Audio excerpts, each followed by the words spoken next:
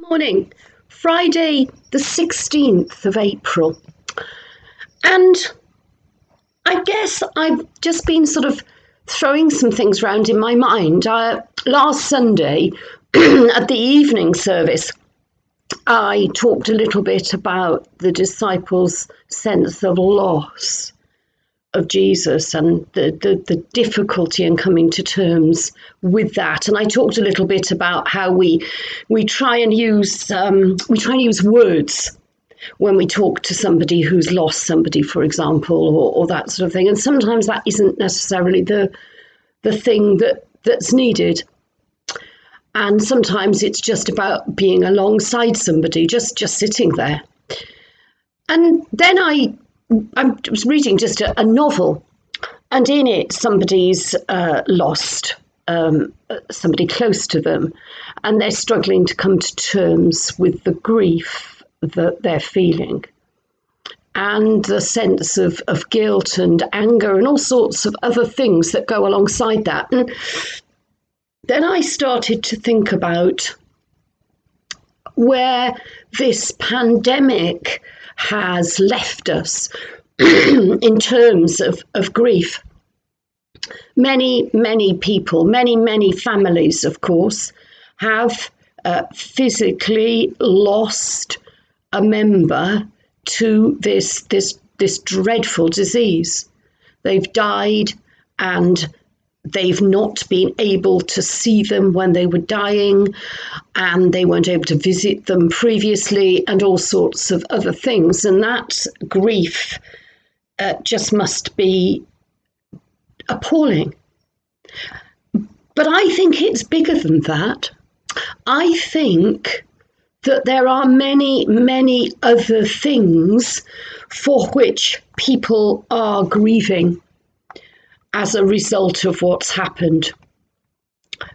People are grieving for the fact that they obviously have lost somebody who's died, but they're also grieving because they've been unable to see family members or friends face to face. We're grieving for the fact that we haven't been able to have physical contact with people close to us whom normally we would see and be able to hug. We haven't even been able to shake hands. We're grieving for ourselves in our isolation. We're grieving for the inability we've had to visit beautiful gardens, beautiful buildings, grieving for the fact that we've not been able to come together in fellowship in our churches, in our clubs, in our hobby groups. We've been unable to share with people our weight loss journey or our attempts at a craft. We've, in some cases, not been able to see a new member of our families. For some families I know, a baby has been born, a grandchild or a niece or a nephew or whatever has been born during this pandemic, and they are now reaching their first birthday, and we still haven't been able to hold them. All of these represent grief. All of these are types of grief. And I think the thing to remember about grief is that it is complex.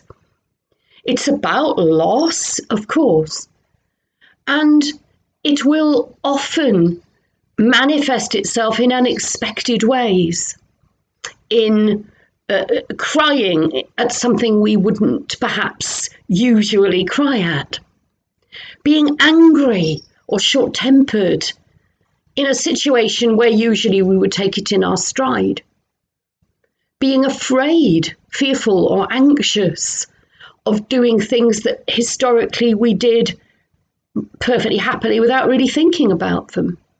But somehow now they feel really big and really difficult to get our heads around.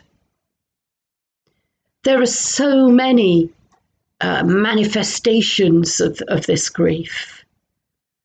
And you know, in some ways, although being people of faith helps that journey and that situation, in some ways, for many people, that's made it harder, because then they've felt guilty, for example, because they've not been in a position always to say, it's okay, God, I know you've got this. We can say the words and we can think, yeah, God has this, and really do believe it. But actually, the reality is that we're still sitting there by ourselves, in some cases, by ourselves at home, unable to make contact with people. And then we come, of course, to a situation that we've now reached, thank goodness, where people are beginning to be able to see others again. Still not able to hug them or be in their homes, but able to at least see them face to face and speak to them. And somehow that now feels alien. That now feels quite difficult. And I've heard people say, do you know, I'm really wanting to see X, Y, or Z again after all this time, but I'm afraid. What I've been doing for the last year is being in either a very tiny unit in a household or alone. And now I've got to almost somehow relearn how to interact with people. And we are all in a different place from where we were a year ago. We would always be in a different place from where we were a year ago because we grow all the time. But this year has changed us. Make no mistake, every one of us has been changed by what's happened. And so we are now in a very different place quite often from where we might have been when we last saw people. And that's filling people with anxiety, with trepidation. And so what I want to say is, as I've said all the way along, God has this, of course. And we know that in a head way. But in a heart way, if what we are feeling feels less faithful somehow, just think about Thomas and about how he doubted, about how he questioned, about how Peter questioned at all kinds of points, and about how they were still accepted and enfolded and embraced. And give thanks that that is there, available freely for every one of us. God bless.